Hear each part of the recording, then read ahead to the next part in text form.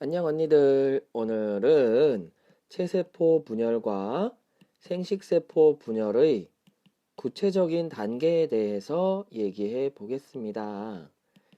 자, 요 두 가지가 결국 이 생식과 세포 분열 단계의 단원의 핵심이다 라는 거 기억하고 계시죠?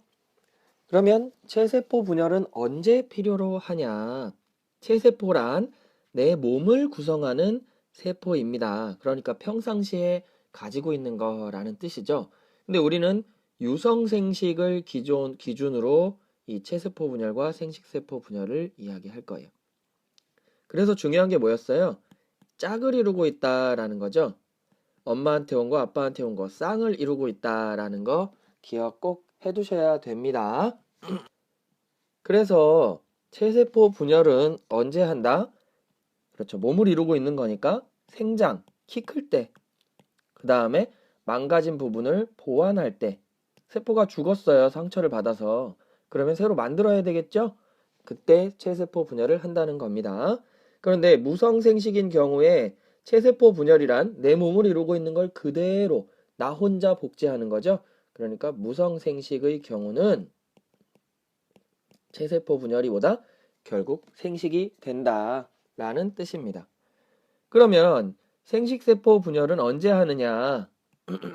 생식세포가 뭐예요? 생식을 하기 위한 세포죠. 그러니까 뭐 할 때?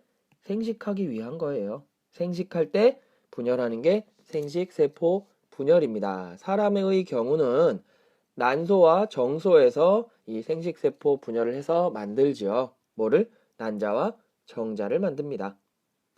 그러면 얘네들을 우리가 염색체를 기준으로, 염색체를 중심으로 체세포 분열과 생식세포 분열의 구체적인 단계를 한번 보려고 하는 겁니다.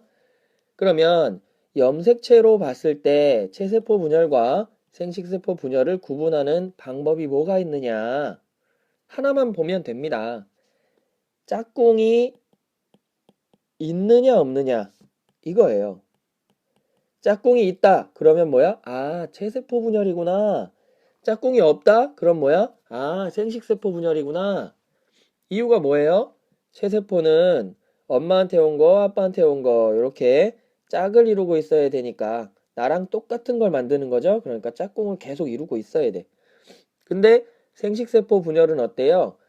엄마가 만든 생식세포와 아빠가 만든 생식세포가 둘이 만나서 나를 만드는 거죠. 그죠? 그러니까 절반으로 줄여야 돼요. 뭘 하는 거? 짝꿍을 없애는 과정이 바로 뭐다? 생식세포 분열이다. 염색체 보면은요, 짝꿍이 있어요? 아, 체세포 분열이구나.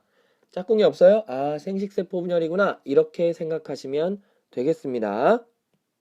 그러면 이제 체세포 분열과 생식세포 분열의 구체적인 과정을 살펴보기 전에 단순화시킨 분열 단계를 보도록 할게요. 저번에 얘기했듯이 일단 복제를 하게 되죠. 복제를 하게 되고 그 다음에 찢는, 나누는 단계가 있어요. 그 다음에 완전히 두 개로 만드는 단계가 있습니다. 우리 분열 단계는요. 간기, 전기, 중기, 후기, 말기 이 5단계로 배치가 되는데 이 바로 복제를 하는 과정이 뭐다? 간기입니다. 간기. 쉬는 시간 가지다가 복제를 하는 단계가 간기예요. 그 다음에 찢는 단계가 전기, 중기, 후기예요. 그 다음에 완전히 두 개로 만드는 단계가 바로 이 말기입니다. 그래서 크게 3개로 나누면 간기, 전기, 중기, 후기, 그 다음 말기 해서 복제를 하고 찢고 2개로 완전히 만드는 단계, 이렇게 분열 단계를 나눌 수가 있다.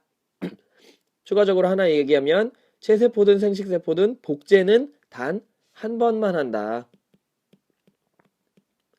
지난 시간에 얘기했던 생식세포 분열에서 붙이는 단계는 결국 이 찢는 단계에 포함된다. 이렇게 붙이는 단계는 찢는 단계에 포함된다고 보시면 되겠습니다. 하나 더 짚고 넘어가야 될 부분이 어디예요? 바로 이 전기에 뭐가 나타난다? 염색체가 나타난다. 분열할 때만 나타난다는 염색체는 전기에 나타나서 이제 쭉 이어진다라는 이야기 기억하시기 바래요. 간기는 복제하는 기간이야. 그래서 염색체가 안 나타난다라는 겁니다. 그 다음 세포 분열에서 주의할 사항 혹은 알아둬야 할 사항을 이야기하고 들어갈게요. 첫째, 염색체는 어디에 있어요? 핵이 있죠. 아니, 핵에 있죠. 핵 안에 있습니다. 염색체가 핵이라는 그 테두리 안에 있다는 거죠. 그래서 염색체를 핵 안에 가둬두는 이 핵막이라는 녀석이 있다. 근데 분열하려면 어때요? 얘네를 나눠야 되지요. 그러니까 핵막이 없어지는 단계가 필요하다. 그 다음 쭉 분열이 끝날 때는 어떻게 해야 돼? 다시 핵막을 만드는 과정이 필요하다. 라는 거 기억해 두셔야 되겠고요. 두 번째로 도우미가 필요하다 이겁니다. 염색체들이 자기 맘대로 쫙쫙 찢어져서 야, 나 절로 갈래. 나는 일로 갈래. 이렇게 가는 게 아니라 얘네들을 찢어줄 도우미가 필요해요. 도우미의 이름을 뭐라고 한다? 방추사다라고 얘기합니다.